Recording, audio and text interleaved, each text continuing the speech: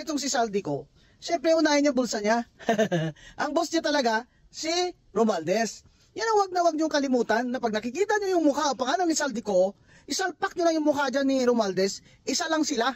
Hindi nagawa nila yun kung hindi yun utos ni Romualdez. Na sige, insert kayo dyan, magdagdag kayo dyan ng mga flood control nyo, yung mga AKAP nyo, yung mga AX nyo, lalo na yung AKAP dahil wala naman talaga yun eh. Ginawa-gawa lang nila yun ng 2025. At ito namang si President BBM. Sir, appreciate ko talaga yung iyak-iyak ka ngayon, tumutulo ng luha mo sa awa mo sa mga tao. Awa mo, ilagay mo sa galit mo. Ipahuli mo na yan si Saldico pag uwi dito. Papailan mo na ngayon ng plunder yan. Total, Sunwest naman talaga yan at Triton eh. May ebidensya ka naman, ikaw presidente eh. Sa utos mo lang yan, sa DPWs, tsaka DBM, tsaka COA eh. Tapos na yung si Saldico na yan, pag uwi dito, may plunder na. Walang piyansa, kakanta yan, Mr. President. Ilabas nyo ng galit nyo dyan sa kay Saldico kung hindi nyo kayang patalsikin yung pinsan nyo na si Romualdez bilang speaker. Kasi yan talaga ang mastermind nitong pinaka-corrupt na budget. Alright, so bigyan natin ng reaction video. Itong naging pahayag ni Rowena Guanzon tungkol kay Saldico, kay Bonjing at kay Bangag. Alright, pakinggan natin. Si Saldico, syempre unahin niya bulsa niya. Ang boss niya talaga, si Romualdez. Yan ang wag niyo kalimutan na pag nakikita niyo yung mukha o pangalan ni Saldico, isalpak niyo lang yung mukha dyan ni Romualdez, isa lang sila. Correct. Hindi nagawa nila yun kung hindi yun utos ni Romualdez. Correct. Na sige, insert kayo dyan, magdagdag kayo dyan ng mga flood control nyo, yung mga AKAP nyo, yung mga AX nyo, lalo na yung AKAP dahil wala naman talaga yun eh. Correct. Ginawa-gawa lang nila yun ng 2025. At ito namang si President BBM. Hindi na tayo mag-concentrate ha. Yung naging pahayag niya tungkol kay Duty President. Alright, mag-a-agree ba kayo sa sasabihin ni Rowena Guanzon? Pakinggan nyo. Sir, appreciate ko talaga yung iyak-iyak ka ngayon, tumutulo na luha mo sa awa. No. Miss Rowena Guanzon, with all due respect, sa naalala ko kasi, ang tagal yung nilabanan, yung Singwe, diba? Kung naalala natin, noong panahon ng kampanya, diba pa rin sabi yung ngiwi, sinungaling ang anak ng diktador na yan. So, wag kang magpadala. Wag kayong magpadala sa mga padrama-drama, paawa effect niya. Wag din kayo magpadala sa ginagawa niyang investigasyon na siya pang nangunguna, na gusto niyang resolbahin. Wag kayo magpadala. Dahil ikaw mismo, Rowena Guanzon, alam mo naman na judik yan, sinungaling yan. Hindi mo pwedeng pagtiwalaan ng mga adik. Tuloy natin. Right. Awa mo sa mga tao. Awa mo, ilagay mo sa galit mo. Ipahuli mo na yan si Saldico pag uwi dito. Papailan mo na ngayon ng plunder yan. Okay. Total, Sunwest naman talaga yan at Triton eh. May ebidensya ka naman, ikaw presidente. Sa utos mo lang yan, sa DPWs, tsaka DBM, tsaka COA eh. Tapos na yung si Saldico na yan. Pag uwi dito, may plunder na. Alright. Walang piyansa. Kakanta yan. Yun. Yun ang dahilan. Kakanta yan. Alam mo, Mr. Rowena Guanzon, yan ang dahilan kung bakit never binanggit ng durugisang presidente ang pangalan ni Saldico. Yan din ang dahilan kung bakit hindi binabanggit o hindi tinatanggal ni Ngagva ang pinsan niyang si Bonjing sa pwesto kasi kakanta sila.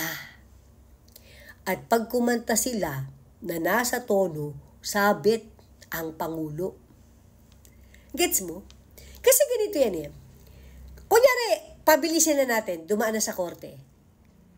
Umamin na si Bonjing, si Saldico, at iba pang mga tropa nila sa ginawa nilang insertions dyan sa budget.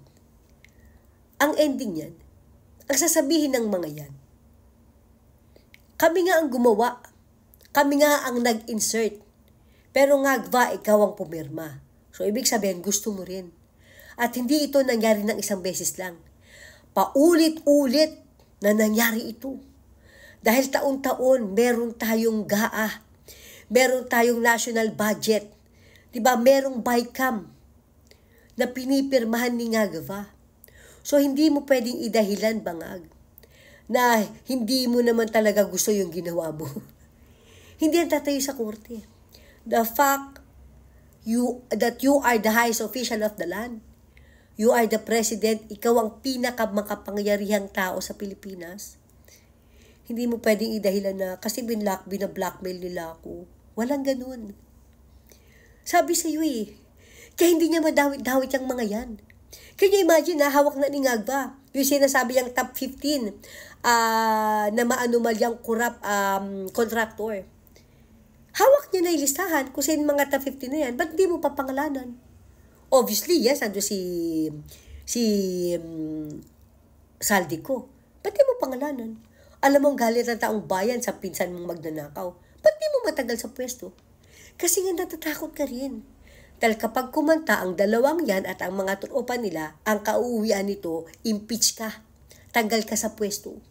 Ikaw ang mastermind. Kahit i-deny mo, kahit magdrama ka, kahit na anong gawin mong pagpapakitang tao sa taong bayan na gusto mong resolbahin, pinapaimbestiga mo, my God. Hindi na mababago ang katotohanan na ikaw ang pumirma. Gusto mo din. Dahil hindi ito nangyari ng isang beses, ilang beses na ito. At tandaan mo, hindi namin makakalimutan kung papaano ka nagsinungaling para pagtakpan ang flood control na wala naman pala. Kaya Miss Rowena Guanzon, yung sinasabi mo na hulihin si Saldico para kumanta na. Yun ang dahilan kung bakit hindi siya huhulihin kasi kakanta siya. My God. Kaya kayo, huwag kayong magpapaniwala.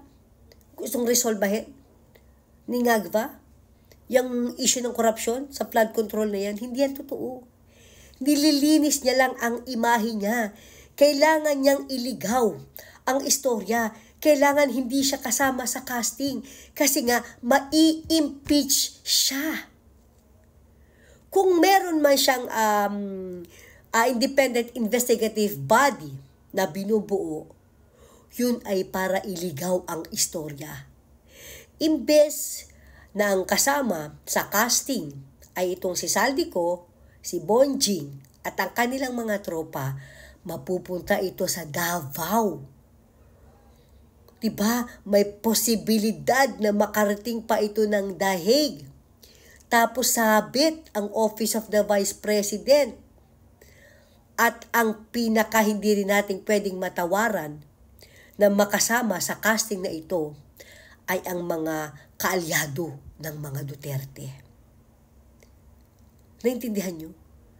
Ganun ang mangyayari dyan sa independent investigative body na binubuo ni Bangag. Ililigaw niya tayong lahat. Lilituhin niya ang isip ng taong bayan.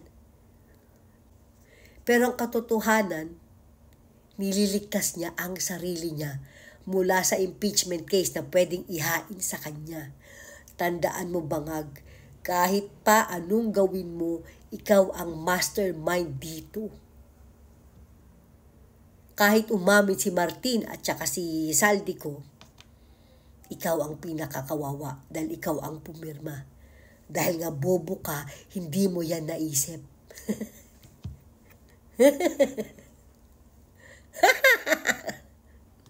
Bobo.